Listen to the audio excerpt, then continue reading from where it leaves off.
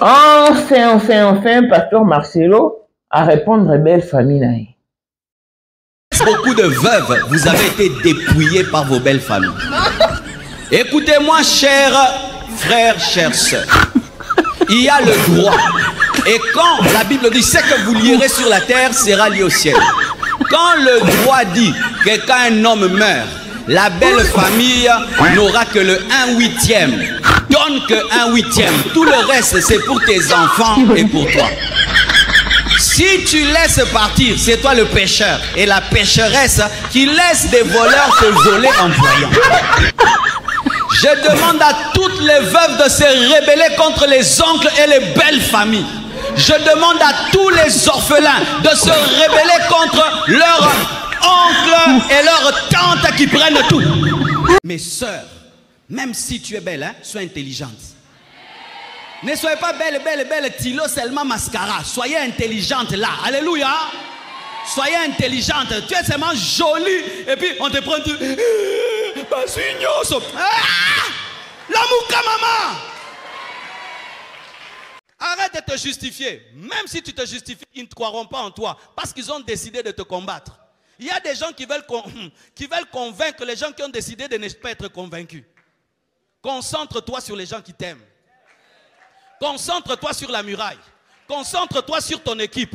Concentre-toi sur les gens qui t'encouragent. Arrête de perdre ton temps à expliquer ta vie à tout le monde.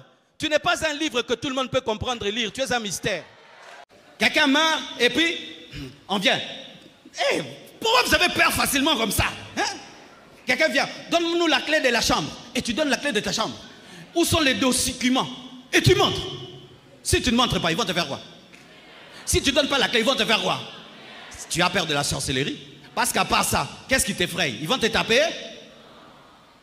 Le mari meurt, du coup tu prends la clé, tous les documents, tu vas cacher très loin.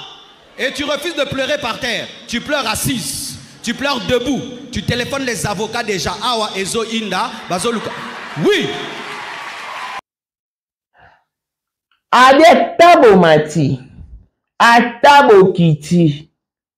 Yebo sila na kide na 1/8 o apesa kibino. Pona bandeko ko baki dara 1/4 donc bana droit à 25%. Pasteur Marcelo contredire bino di dara 1/8. Et déjà quand on a le pasteur Marcelo parce que belle famille n'est pas soukolé. Il y a évité pas soukolé en guise de quoi. Et puis mbeto ya la lila après ça bango en guise de quoi. Sur base de quelles données déjà? Et l'équilibre. Abi ba veuve, bo fele, bo font la miso, bo za la cleva. Ba ko ya o marginaliser binoté. Mbongo o ba parents na bino ba luka kezara ya bino. Lelo se papa kanangi kanaju. Bo telema. O pesa buka lupon ko pesa te. O fungo la chambre ko pesa te. O pesa document ko pesa te. Erango mutnamta luka ya ye. Bino bo vandi bo sa ke loko te bo tango ziande blanche kufa pou ya ko hériter na biloko na ye. Comme si blanche ango dashi ki sita bota ki te a bota ki. Bo luka ya bino. Donc la famille Kandolo, l'adversaire maîtrise tellement ses dossiers. Donc, il est même, je ne sais pas comment le qualifier. Donc, par rapport à ses dossiers, il est comme un aigle. Il maîtrise parfaitement la matière que Boko Karabinoté. C'est-à-dire que, au moment où vous croyez être dans vos droits, excusez-moi, lui dit que vous n'avez aucun droit sur ses avoirs. Non. Et je sais que c'est une ancienne prédication, mais n'a évité prédication à Salango du vivant, il y a Maman Blanche tôt, après la mort, il y a Maman Blanche, parce que Maman Blanche n'existe. Donc, si ma cette vidéo, c'est sur l'ordre de Pasteur Marcelo.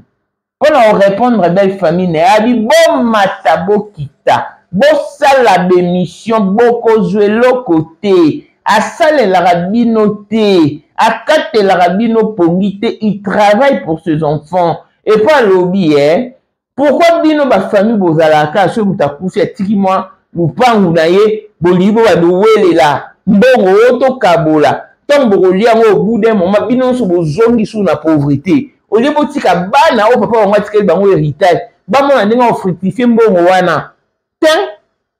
Donc comment bani ko ramener mutu nyoso na médiocrité. Et moi vraiment je partage la vie du pasteur Marcelo erango mutamtami lukila ezate yo vena maboko lokwa yo chanteur moko boye obeta libaku na muso lala mbala moko obeta libaku na miliki omelimba mo bato mosusu balukaka po yo sengaka. Je suis désolé babotaki biso toa promotion moko toa génération moko nga na koyoka serviteur na yo te na koyoka mungamba no te nasalaka yo vadi po yaka osenganga te ntongo yo osenganga faut se poser aussi des questions na zo yango wapi.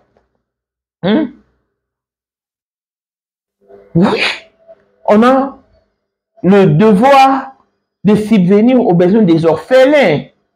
Parce que la mort ne prévient pas. Mais yo mkolora le roi nga yo vandi kaposte nganga ata binu moko servitude oni. Yo ba mini monga servitude to kate kenda te. Ango yo mutamta luka yi. Ngai na lukela na mutu te yo. Pasteur Marcelo pa obi, a lukela ga luison te. A lukela ga bande connecté papa na été maman na été lukela bala na yi. Ah, je suis désolé. Oh, Penza, réponse à mon souvenir saké pour une belle famille.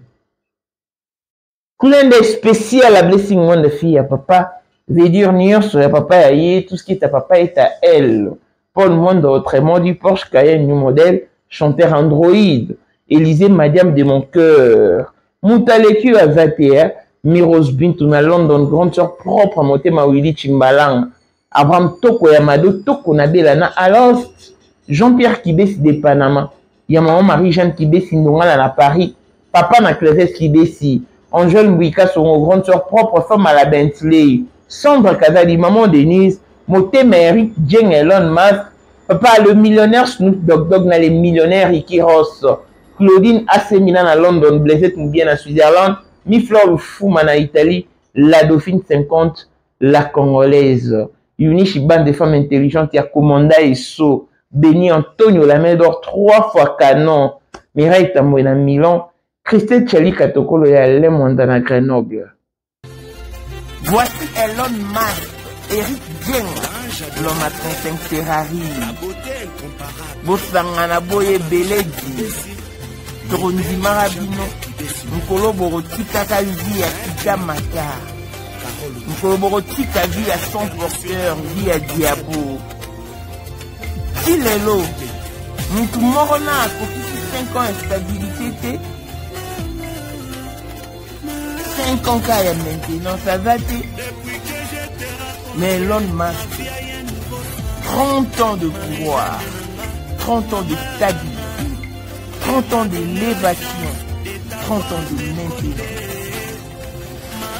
Akotaka bar te, akotaka boîte te, babwakaka epe te, alingaka pe te, amonanaka pe te. L'homme invisible Elon Musk. Motema ya Sandra Kazali, maman Denis, mokondi ya basi nyonso ya Johannesburg, madame Jeng Elon Musk. Lelo toza le 14 février, toza la mosquée. Donc toza la numéro 1 à biso. 2025. 2025, le 14 février 2025. Toza nani? Na numéro 1 à biso. Le grand moufti. Numéro 1 à biso. Namna lobiango. Donc numéro 1 à biso. Vous allez parler le beloko. Vous allez au père spirituel nanga bino tumo kimbaboyebi numéro 1 à biso. Salaxara bena nzela yango mokonza ba wenge 30 ans d'expérience président pendant solo le président mokonza mwana mokeri njenga avec Elon Musk mokonzi ba ferré yeyo il passe au moni papa papa yeyo un peu polémique. On a tout ma président a vu nos frères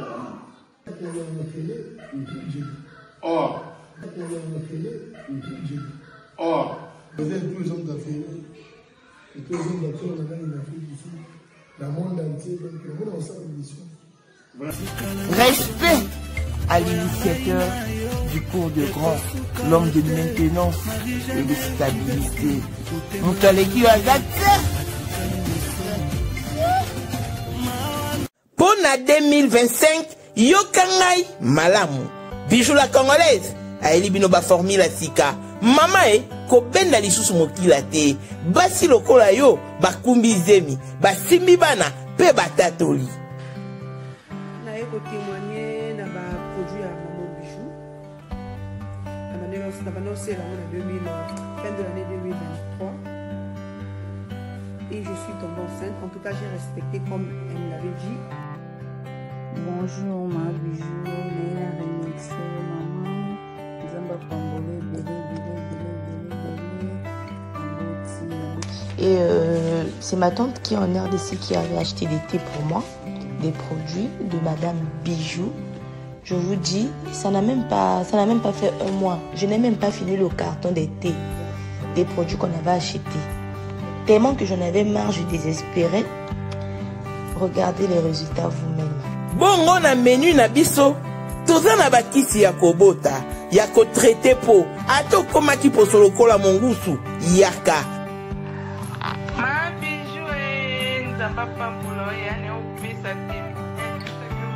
Talai. Salika bana bana ma Bijou, merci. Olingo koma na ba forme, yaka. Olingi okondisa nzoto ya bomwasi, kokolisa nzoto ya bapapa, pe kokoma sima inene, yaka na lombango, tozala bakisi ya diabète, kisi ya makila, nyonso yoko ekoluka. Tozoteka en gros et en détail. Bongo soki olingi osomba pe po banda ya yo business, yaka. Benga kaka Mama Bijou na ba numéro oyo. Plus 1 207 51 80 632. Toli Soussou na plus 243 84 40 99 215. Koutaï na TikTok, Sketch BL MK, na Instagram, Bijou MK1, pe na Facebook, La Congolaise Bijou. Boya ba porte na biso, eza pour l'aider. Touro, toko raté le côté. Congolais partout oyo ozali na monde entier, offre oyo ezali spécial pour na yo parce que ozali mwana mboka, mabele ya mboka batekelaka ngo bapaya te. Congolais tala mabele oyo ezali komonana, ezali plat à 3 minutes ya boulevard Lumumba, route nationale numéro 1 awa na kati ya Maluku, à quelques minutes ya péage ya Menkau oza mobimba na $750 ya pamba, ozui 15 mètres sur 20 na yo, y compris les documents administratifs na kati. Donc okozwa ba document ya quartier, okozwa ba document ya commune, okozwa tous les documents possibles oyo esengaka mutu azwa pona parcelle na ye. Pe oza na possibilité ya kosomba a crédit soki ozo somba plus. Ah oui, tolobaki to tolobaki te, tolobi bien, y compris les documents. Au pesi mongo na yo, oza na droit ya terrain 15 mètres sur 20, ozali na droit ya ba document administratif nyonso tu. Kota, Sabone, Mireye, Kalala, Elize Madiame, Azekomera, Kota, Fema, Sabone, Kota, Sabone, Mireye, Kalala, Elize Madiame, Azekomera, Kota, Fema, Sabone, Kota, Sabone, Mireye, Kalala, Elize Madiame, Azekomera, Kota, Sabone, Mireye, Kalala, Elize Madiame, Azekomera, Kota, Fema, Sabone.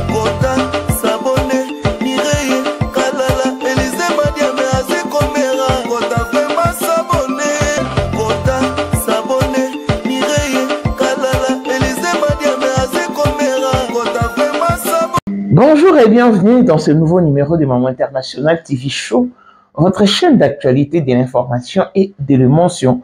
Voilà que l'émotion nous retient encore dans les dossiers de Pasteur Marcelo et son ex-belle-famille. Et je crois, à mon humble avis, que ça c'est les derniers numéros ou la dernière émission que nous faisons sur ce sujet, à moins qu'il y ait de retombées, à moins que la famille refasse encore surface sur la toile, parce que bon, on va besoin de médiatiser.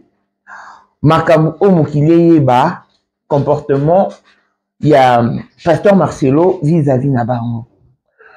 Tout le monde qui belle famille, il y a Pasteur Marcelo, ex-belle famille nae, ne baleka na toile en tout cas ba ko revendiquer biloko ya Mouwei o azaki mwana ba Mama Blanche et ba on babi bazan a droit à 25%.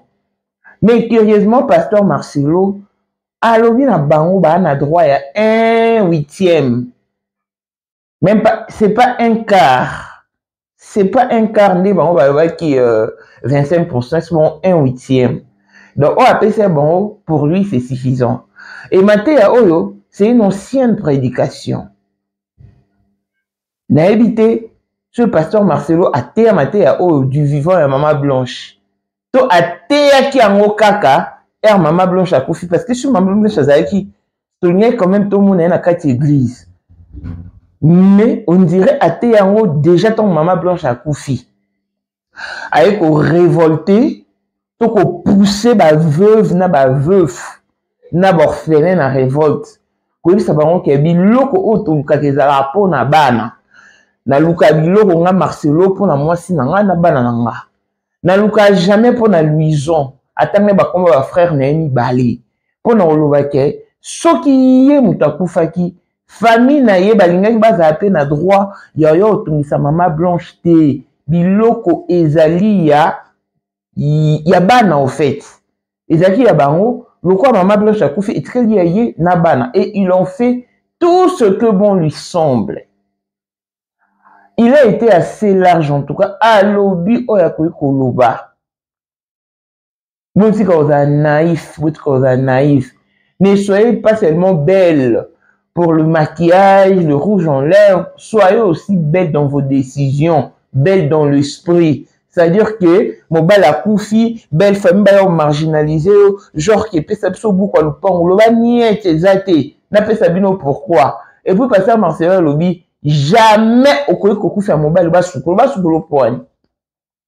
Habillé à ta koufi li. Arola la nena c'était parce que message na ko la na dux. Bato ba nyoko le bato vana na 40 jours. Bato ba la ba condition médiocre, ba condition médiocre, lamentable. Et bon, le message bien à souffrance pour nous faire souffrir bateau. Koku fait les gens synonyme et roula na cité. Koku fait les gens synonyme, il y a connu quoi maté. Sur mon bel no koufi prie ton Dieu, moi je no koufi prie le bon Dieu. Sukola ma yo mo vanda continuer vie pour na bana yo. Exacte que le quoi papa no koufa ki $10,000 et na bande ko ba oncle na ba oncle reste ba outi mbo travailler bo se départager en 1000 500 après to brolian aussi après bino nyoso bozongi sous la pauvreté. Sincèrement moi je partage la vie du pasteur Marcelo. Je partage son avis. Pour moi il n'a pas du genre famille T. Famille Lénine mutalukailo na celle. Preuve en est toi là papa mususu. Il a amassé de richesses, une fortune et tout. Mais avant Koufa, il aura Koufi à la merci de la nature. Pour Anisaïe, mes parents vont réfléchir. J'ai amassé de trucs, fanatique qui l'ont légué bananga héritage. Nous, mon appel est Kening Kendarabongo. Sincèrement, si ça ne dépend que de moi, Moutouna Moutaï Baromi Lukela. Moi, que vous voyez, je suis orpheline des pères et des mères. Papa, il n'a pas beaucoup la biso. Vous avez beaucoup la biso poignée. Pour tous ceux qui bana, tous ceux qui sont innocents, là-bas, innocents, tu te baies un peu l'autre, lié, et je papa à biso. Et il était dans le droit, c'était son devoir. A beaucoup la biso, à Tangisi biso. Et tant à Tangisi bino, à l'Axibino Nzelati. Et s'il est si lui, avec ton diplôme, avec l'intelligence acquise, débrouille-toi. Donc, si vous voulez, papa, il n'a pas de bino. il faut que le cabinet na misala. Si à cause du cabinet misala soit influent, ce pas dans la relation, à la carnet d'adresse, et bon soit en côté. Là, la voix est libre, c'est lui qui baigne en mouvement. On va pas que soit beaucoup la biso, atangisa biso. Alexa Sonzela, le fait que nous sommes à Koufi, il faut que nous mamboy, na ke côté, maintenant l'héritage na bana. Non, on va pas se tirer de soni. A tirer de so Tony, a tirer de l'autre, na luka yanga pour na zango. Donc, neni ni bino, papa Koufi, maman Koufi, baboko libiso nyo sotokoli. Neni ni wana zwa to kanga boko mono normal. O sala l'autre, pour wana apé sakayo. Moi, des choses comme ça, je n'approuve pas.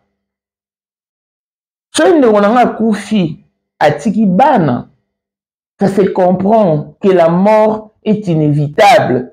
Je peux assister les enfants. Là, ça devient un devoir.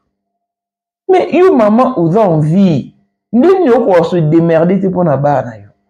Papa aux envie, on se démerder pour na bana yo.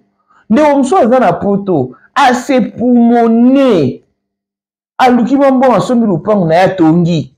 Dans le cas de ces cas, à confier qu'il responsabilité pas de donner. Ne quoi comme qu'on suggérer, non qui conseille sa livre parcellaire, baba nana komba maman, kombo nanga, ya grande sœur après ayo. Tala, yom ko lupang bon na bacho en 4e position. Vous vous rendez compte? Vous vous imaginez seulement? Non. Ce monde est rempli de méchanceté. Il y a tellement de méchants que tu se rends compte. Nous pas on noté. Ne la zumbo on y habité. Na paix sûr. Au sommet de la pan. Eh, tongi la manda ko salam o salipe. Ya. Mais tout si la nuanate. Tout si la nuanate. Oh. Pourquoi il faut que ça livre parcellaire ba tiapé kombo la yo étant qui? Alors que on a bananaï, bah on vit à ta binomoko, ba famille africaine, ba famille congolaise. Te, to botami, papa abiso aboti biso, maman abiso aboti biso, biso soto koli. Oh, ba sukola biso ka ne mon côté, to mera libéré mon côté. To zaki béni na papa mon côté. Pourquoi ba musufa ba joyeux tout le monde normal? Au fond, il fait exprès de croiser les bras pour y aller. Il y a tout ça là-bas, amitié. Tout ça là-bas, innocent, inconscient. Mais yom te lukavi, yom to koki ko lukavi, o link ko lukate, pour un nderona lukela yo. Hey! Ya. Et bon, on a tout la canisse, parce que nous sommes mona. Bandela en opération. Bandela en hôpital. Ah! Voilà, on a un hôpital, on a sa vie. On vivre, on vibrer. You a privé. Parce que faut si seulement en hôpital. Et bon, les lobouis. You a tuishanga. Eh, te. Chenga, nous l'enseignons bon. N'a pas ça par amour. Déjà parce que na muta bongo na kabaka na social naza babinga wanani. Je suis pas radine, je suis pas ils en terme mon boy. Na libéral au fait. Na kabaka. Et je ne suis pas seulement obligé au kabila ndekonanga, non. Na repo au kabila mutafaye mususwe, na repo au kabila mutabalabala. Oui, c'est important, les animes. Ce qui est important, c'est que ça n'a pas si. Apprends-moi à pêcher, mais ne me donne pas du poisson. On n'avait pas tort. Il n'avait pas tort, Moutouana. On va apprendre à pêcher. Parce que si on m'apprend à pêcher, je vais pêcher comme je l'entends et gagner comme je voudrais. Mais si on peut s'en si ça dit yo que nos péchés, au long non et yo tali no intérêt non après si calé ça ba miette tes années au pessinga. Tinga na mutu tenga mamwe na ko vivre na ba miette. Et nga plus quoi na ko vivre na ba miette c'est que je ne voudrais pas non plus faire vivre d'autres personnes à la miette. Raison pour laquelle nous avons branché de mais au lieu que on branché de on aboyne elle show clairement que tu engam msana non sati pour ni pesa msala bateau do bateau va sala na bateau ba bateau te ya boyi penza elle show clairement que non sati mais ton on a proposé une msala yaya yo bisinga ko sala te ulini lobe osenga mbona peso te ngana opesa te na opesa te ngamba mutu na mukili azate tala il faut tout faire des missions pour pousser bateau na qui cherche au fait to pousser bateau na article 15 Adamu aosili koli ya mbuma Eva mwana nanga aobuki yanga ekila nabakitani babino lonani pobolia na motoki nde ozwi likuta ovivre olukaka débrouillez-vous pour vivre article 15 maman débrouillez-vous pour vivre la vie mambo mingi ye suka suka ya makambo mwana mama opikaka motoki na yo tangisa polonga kozela te sala lokola e ba West Africain mama batondi lipopo baza se koluka moyen po ba vivre yo lingi koluka te po yebi kana ndeko na poto dona ovanda na nga boye na sengi mbongo apesinga donc luka te po yebi kona ndeko na États-Unis na Canada na Afrique du Sud obenga longa boye bazwi mbongo batindeli yo chance ako c'est-à-dire yo pendo beta libaku na muso lalimba moko obeti libaku na mili ki omeli moko yo okroise maboko bato basala ngai te mpona nga vraiment c'est illogique je ne partage pas cet avis je ne partage pas et puis na vie nga nde naza boye nazalaka contre toute personne oyo ezalaka wana ndeko na yo aza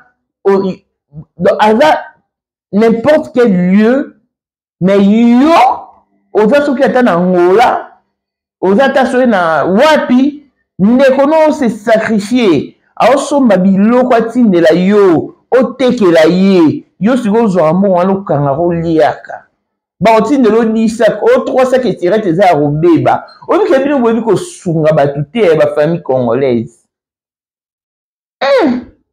yango nde babota bino so wana ndeko moko boye botindelaki biloko ateki azongiseli yo mbongo ndeko wana fo bopambole bosambela mpona ye babiso mosusu tozala donc tozoa mauvais service moko de la part ya bayaya obunda nano okende na bohôpital mpona baopération ozotindi bilo batekeli oyo yaya akangi amoni otindeli bilo ya $1500 akangi mpenzako ayambako na telefone te so obengi bato mosusu babenga bien ayambaki te mpo azalaka impoli nyonso wana mpo ayebi alie $1500 na yo soki kuta osombi biloko neti ya $200 otindeli camarade azongiseli yo mosusu $1000 ngai nasomba basaki ya periode moko ya $100 napesa mwana ya grande sœur nanga kenda otekelanga na ngola ya $100 azongiselanga $1000 mais ntango obi sikoyo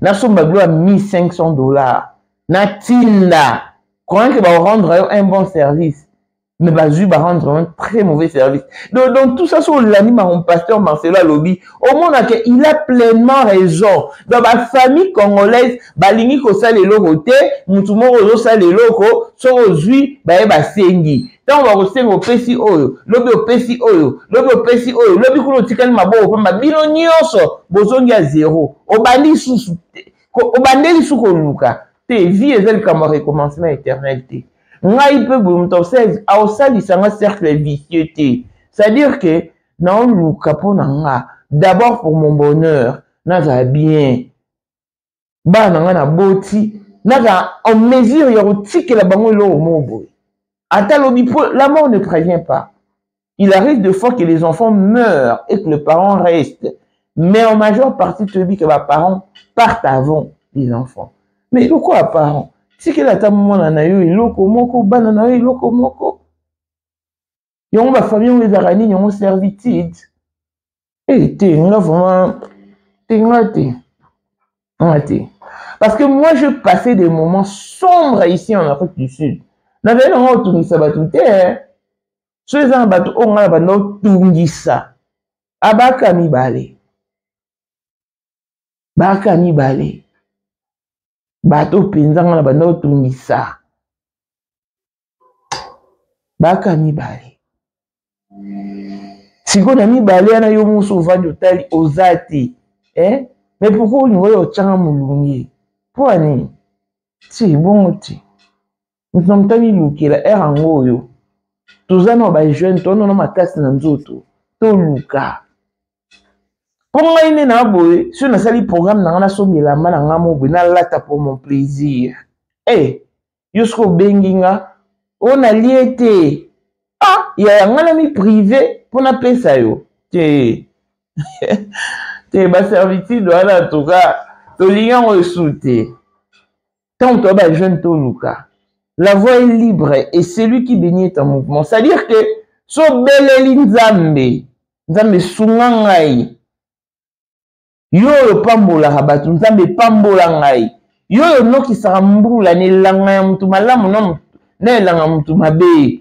No ki selanga pe mvula ya mapamboli. Kanisa ngai, bwakelanga misu na zwangolo pa na yo.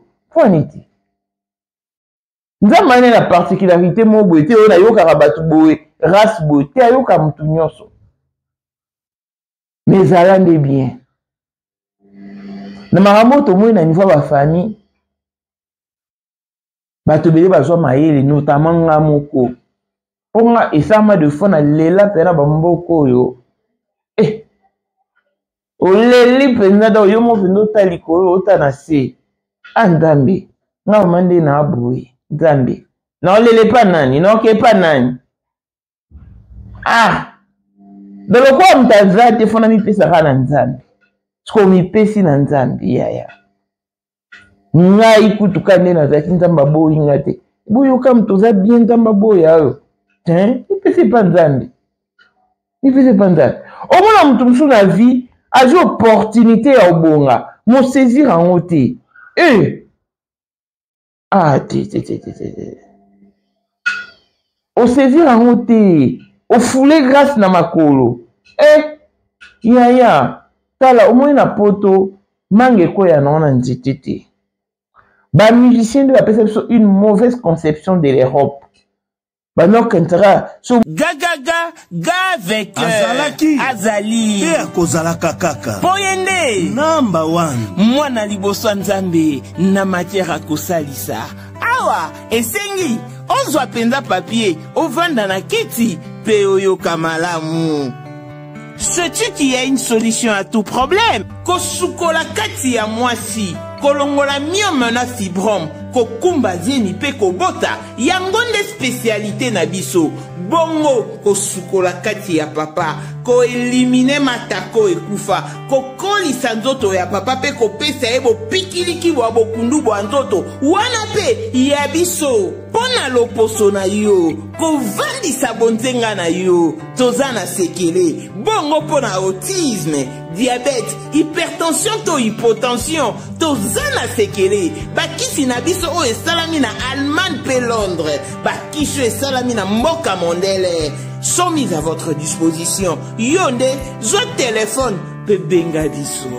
Papa ozoko koboti sa moi cité, posa nzoto sila yo, ki mobali ete makate. Awa, bo pikiliki na yo, ekozonga. Maman, au côté ménopause, makila ekatana, règle abondante, to okoma frigide, yeka tozana sekele, nyonso awa, ekoma réactiver o. Yo mutozana ba trouble, dépression, insomnie. Solution na yo ezali. Benga biso na plus 44 74 05 65 35 48. Gasker, les soirs des désespérés. Na seki pour solution na yo ezali.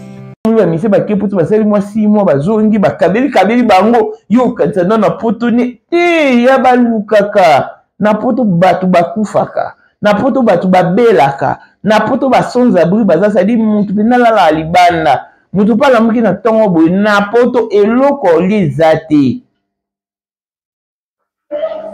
donc na poto mpe balukaka mais nayebi mpe ke na Congo era bato mosusu bavaka mieux koleka bato baa na poto bava mieux koleka bato baa na poto Congo wana epamboli bato ebele ndeni yo na tourne pambolo te non biso mpe toyaka bato mosusu tosika na Congo wana mais lelo ozotala vie omona mpenza ça va hyper bien hyper ça va mpo anini acheka courage atie molende mais yo niki kotia molende te yaya po ebika bandeko fo basalela yo ekomi kasi obenge ifo mana yebi oza motema malamu te na changea rabi ne change pas moto achangeaka ngai boyelanga baflateri wana te yo oza motema malamu te na changea po bible elobi tout ame faillible moto nyonso achangeaka moto achangeaka te yaka ya nzambe yaka yesu rabi ne change pas rabi ne change pas il est le même alléluia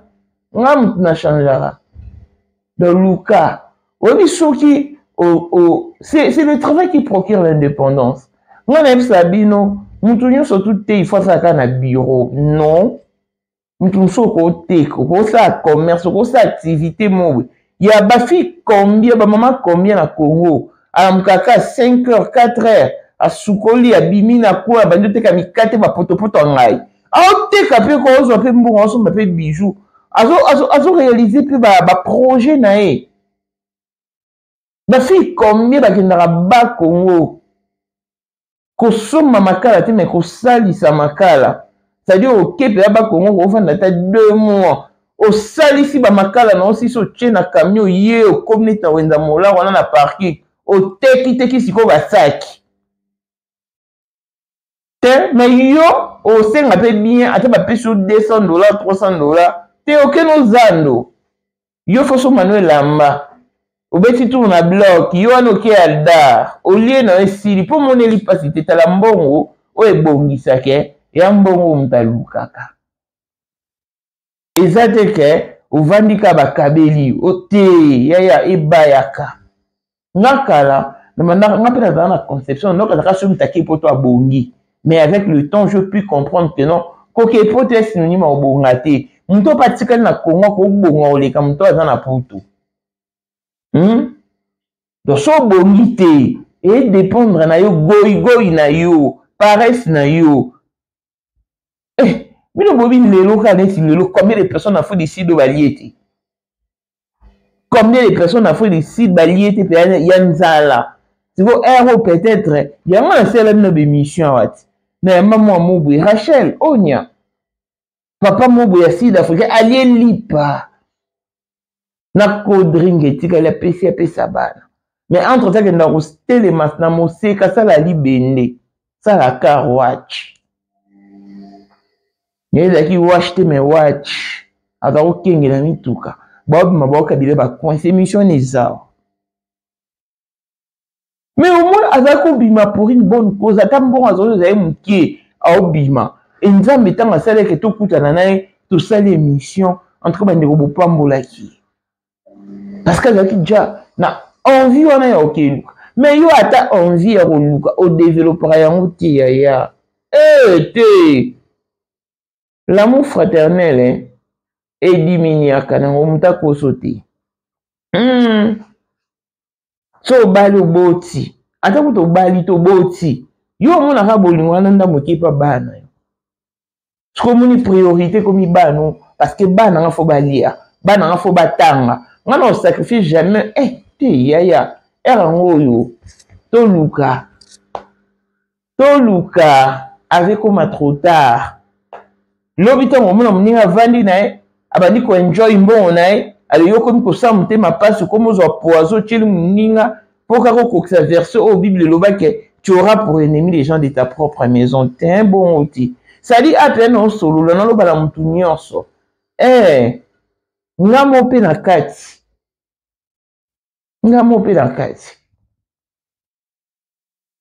nalinga koluka nabeta motema na nga nelo ya motu te parce que la souffrance doit être un moment passager. Et quand tu as la éternalité, et quand ma quotidien, parce que tu as un désert, c'est juste pour la traverser. Mais il y a un désert aux yeux et tu as c'est que tu l'auras voulu au fait. Et tu dois assumer. Moi, de moboé, à ça l'échafaudage na poto, ça dit comme matin, les filles de mobo à koufa boé. À qui na perte, à nos ça moussala coûte des na contraté. Et ça en France, à koufa na moussala. Et même, et qui na perte. Tu vois, passionnant de qu'on a au monde un échafaudage, joana. Eh, yaya. Comme matin pour escalader, comme matin na ba. Eh, yaya. Lukako, pardon, moni Congo, c'est une terre bénie. Na Congo sobi ato olo na ndunde boti, olo na matembele boti, olo na nguba na masango boti. Yaya. Ata la Congo temi lelo bika lelo. Okomusa komanda mapa okomote. Oh, yaya. Yo kasi ba fi o bateka mapa na ipak ko maka no mapa na ipak bala na mitukana. Baba fi te bazana mitema te. Eh, allez, yo sali lo to vandi po bike na ba ndeko ba li bana mboka. Yaya. Tout tika lo enge. En tout cas, famille, il y a maman Blanche Pasteur Marcel va répondre à bino. Abilo ezate. Boko multiplier des missions. Boko crier sur la toile. Il y en a bino d'abo sila na kina 1/8. Oh, il y a la pesa qui bino. Je crois que le message est passé. En tout cas, moi, je vous laisse suivre toute vidéo et l'on se retrouve pour la suite. Merci. Mes sœurs, même si tu es belle, hein, sois intelligente. Ne soyez pas belle, belle, belle, tilo seulement mascara. Soyez intelligente là. Alléluia. Soyez intelligente. Tu es seulement jolie. Et puis, on te prend tout. La mouka maman. Et comment on peut entrer dans ta chambre, prendre les documents? Et comment on peut te laver? Est-ce qu'on lave les veufs? Est-ce qu'on lave les veufs? Pourquoi on lave que les femmes? Et vous acceptez qu'on vous lave? Refuse qu'on te lave. Refuse de donner les documents. Que tout se traite devant un juriste. Sinon, vous êtes des païens, vous priez pour rien. Parce que vous êtes en train de demander tous les jours la bénédiction. Mais la bénédiction que tu demandes, un jour tu mourras, après maintenant, cette bénédiction-là, elle va se disperser comme ça, parce que toi tu as un verset, gardez silence, l'Éternel combattra pour vous, et tu as des versets que il faut que Biloko Mokili. Mais ne travaille pas pour les Biloko Mokili, porte les... marche comme Adam et Ève, Biloko Mokili. Arrêtez l'hypocrisie chrétienne, hein? Amen, hein? Vous voyez ce que moi je vous dis là? C'est ça l'endoctrinement des blanches. Elle a endoctriné comme ça.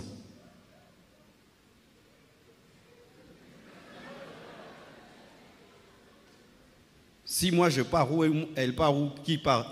Au coup d'apenza au niveau T. Et c'est moi qui dis ça. Mais heureusement, moi, je n'ai même pas besoin de faire ça parce que dans notre famille, ce n'est pas comme ça. Oui, sincèrement, dans notre famille, ce n'est pas comme ça. On n'est pas comme ça. Mais dans ta famille, c'est comme ça. On a déjà fait ça à 4 personnes. Et toi, tu épouses une fille qui est seulement jolie. Mais là, rien. Tu travailles pour rien. Elle va seulement... Baluka... Léla Makasi...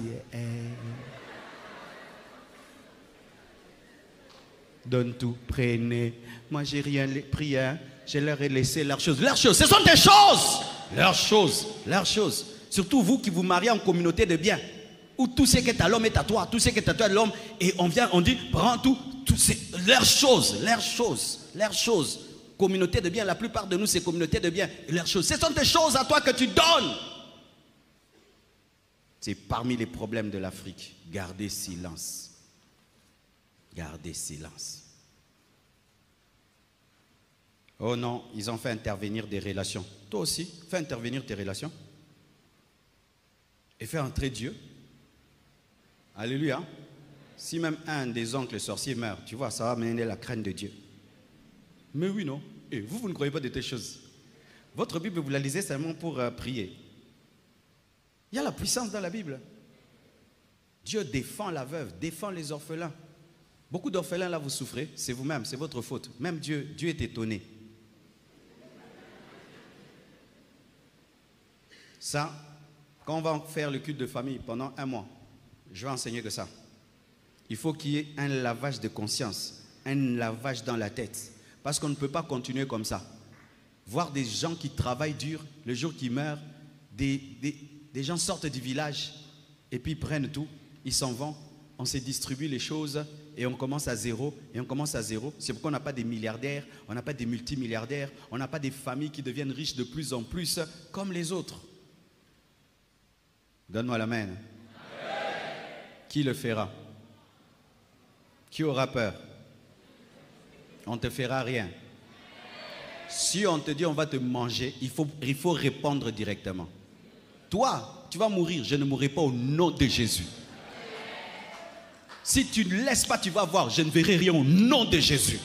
Et quand tu rentres, Rembro Sakabaya, Igabababasha, Yonda Bababasa, Ribra Babababa, Eta Babababa. Ils viennent la nuit, le feu les touche. Ils reviennent le feu, ils reviennent encore le feu, ils reviennent encore le feu. Le feu va dire, hé, c'est une veuve dangereuse. Hein? Ces orphelins-là ne sont pas. Nous sommes surnaturels. Est-ce que David laissait? Il frappait le loup, il arrachait la brebis. C'était à lui, on ne pouvait pas lui prendre ça. Nous, on a tout seulement le fait de prendre ta chemise, donne la veste. Mais on dit aussi que quand on veut prendre la brebis, tu frappes le loup, tu arraches la brebis. Ça aussi, vous ne lisez pas ce verset-là. Nous n'avons que des versets seulement. Prenez, prenez, prenez. Pauvreté, pauvreté, pauvreté. Bon, mon élo n'a si ma Bible, vous comprenez. En français.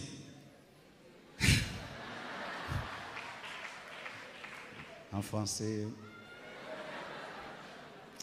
On te domine parce que tu as une Bible que tu ne comprends pas. Quelqu'un meurt et puis on vient. Hey, pourquoi vous avez peur facilement comme ça? Hein? Quelqu'un vient, donne-nous la clé de la chambre. Et tu donnes la clé de ta chambre. Où sont les documents? Et tu montres. Si tu ne montres pas, ils vont te faire quoi? Si tu ne donnes pas la clé, ils vont te faire quoi? Tu as peur de la sorcellerie? Parce qu'à part ça, qu'est-ce qui t'effraie? Ils vont te taper? Le mari meurt, du coup tu prends la clé, tous les documents, tu vas cacher très loin. Et tu refuses de pleurer par terre. Tu pleures assise, tu pleures debout. Tu téléphones les avocats déjà. Awa, Ezo, Inda, Bazoluka. Oui. Je vous dis, faites ça. Vous entendez? Et si ta maman est une peureuse, mon frère, tu prends les choses en main. Si tu es l'aîné de la famille, tu prends les choses en main. Oh, fais attention, on va te bouffer. Frère, on ne te bouffera pas. C'est pourquoi l'Afrique est pauvre. Tu as vu ça chez les Blancs? Les Blancs respectent seulement le testament, c'est tout.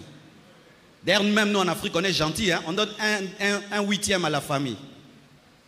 Bah, pas sûr quand même. Oh, notre frère. Oh.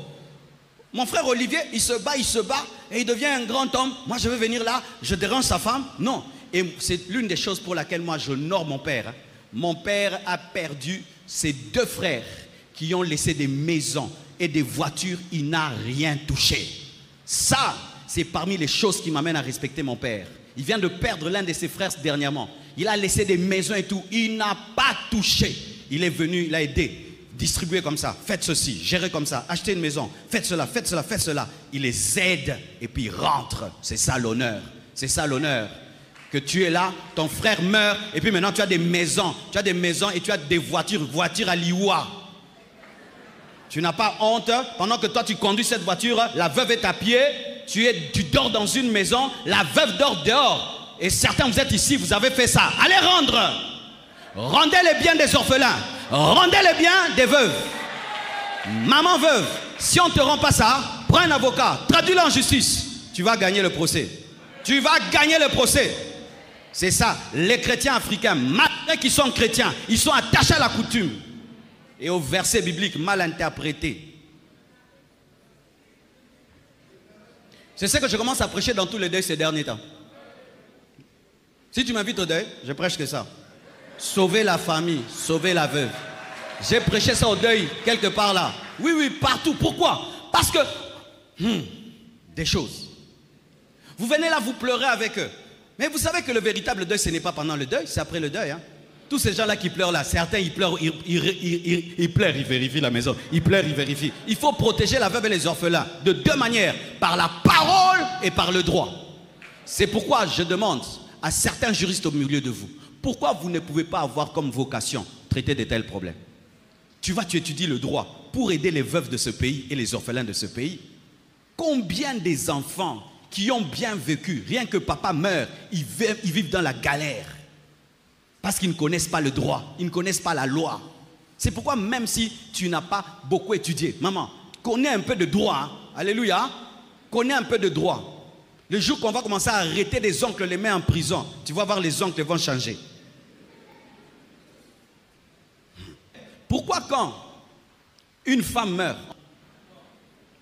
pourquoi on ne dérange pas son mari? C'est parce qu'en Afrique, on maltraite la femme. Arrête de te justifier. Même si tu te justifies, ils ne croiront pas en toi. Parce qu'ils ont décidé de te combattre. Il y a des gens qui veulent convaincre les gens qui ont décidé de ne pas être convaincus. Concentre-toi sur les gens qui t'aiment. Concentre-toi sur la muraille. Concentre-toi sur ton équipe. Concentre-toi sur les gens qui t'encouragent. Arrête de perdre ton temps à expliquer ta vie à tout le monde. Tu n'es pas un livre que tout le monde peut comprendre et lire. Tu es un mystère. Seuls les gens qui t'aiment peuvent aimer et comprendre ton histoire. Donne-moi la main, hein? Donne-moi la main, hein? Tu perds ta salive. Tu perds ton énergie. Il y a des gens, quand il est décidé de ne pas t'aimer, il ne t'aimera pas. Donne-moi la main. Nanzambe akoka mutute, yo koka batu nyonso. Dieu s'est repenti d'avoir créé l'homme. Maintenant, toi, tu veux que tous les hommes t'aiment, alors que Dieu s'est repenti même d'avoir créé l'homme. Quand Jésus va demander à Pierre de l'aimer, lui dit quoi? De paître les brebis. Pour dire quoi? Le plus grand travail sur la terre, c'est prendre soin des brebis. C'est-à-dire prendre soin des hommes.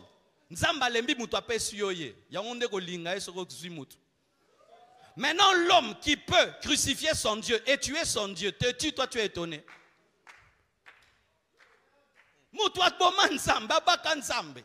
L'homme a tué Dieu, il a crucifié Dieu. Maintenant, toi, les hommes te crucifient, tu es étonné. Concentre-toi sur ta vie. Arrête de t'expliquer, arrête de te défendre.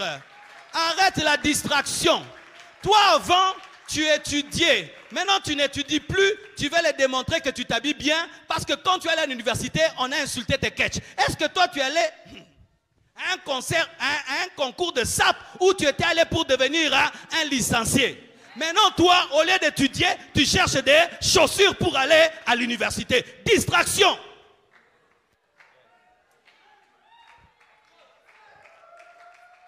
Tu commences les affaires, tu n'as pas beaucoup d'argent, tu amènes une marchandise, des vestes qui ne sont pas chères. On se moque de toi. Tu as pu amener 100 vestes qui ne coûtent pas cher. Et tu aurais eu un grand bénéfice. Comme on s'est moqué de toi, tu commences maintenant à acheter des vestes chères que personne ne va acheter. Tu as quitté ta vision. Dieu te donne un message. On dit que tu prêches les affermissements. Tu arrêtes de prêcher tes affermissements. Tu veux prêcher maintenant des choses compliquées. Mais Dieu ne t'a pas appelé à prêcher des choses compliquées. Même Jésus, quand il prêchait, les enfants comprenaient.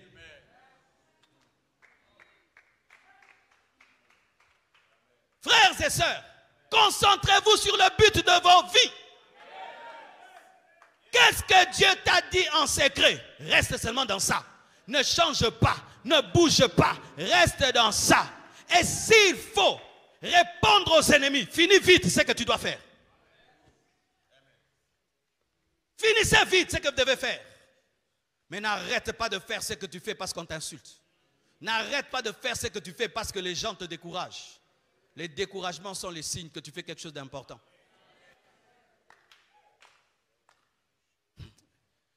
Je termine en vous disant ceci. C'est que des fois nous-mêmes, nous n'avons pas une bonne lecture de nos vies, mais ce sont nos ennemis qui ont une meilleure lecture de nos vies. Si tu n'étais rien, on n'allait pas te combattre. On ne combat jamais les morts. On ne combat que les vivants. Tes combats sont la preuve que tu es vivant. Parce que si tu étais mort, Satan allait passer à quelqu'un d'autre. Tenez bon. Allez jusqu'au bout. Sois concentré. Attache-toi à Dieu. Attache-toi à Dieu. Attache-toi à Dieu.